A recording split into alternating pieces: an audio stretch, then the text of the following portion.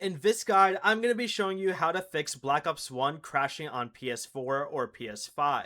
This is Miguel from Just Boz, and before we get into this guide, make sure to like the video and subscribe to the channel with all notifications on for more content like this. It really does help out the channel and we'd greatly appreciate it. If you have any questions, just ask them down in the comment section below. I'm going to be doing my best to reply to every single comment down there. First, pay attention to what causes the crash. If opening a specific menu, such as the store, repeatedly triggers an error, avoid that option until the game is updated. Next, whenever a crash report does appear, submit it so the developers can review the issue.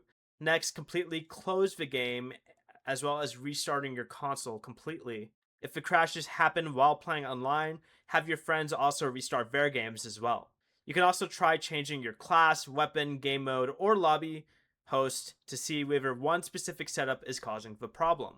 If joining friends causes a crash, have one player enter multiplayer while the other player stays in the main menu, or better yet, goes into zombies like so. From here they can go into the friends menu with triangle and request to join their game, then accept an invitation from the host.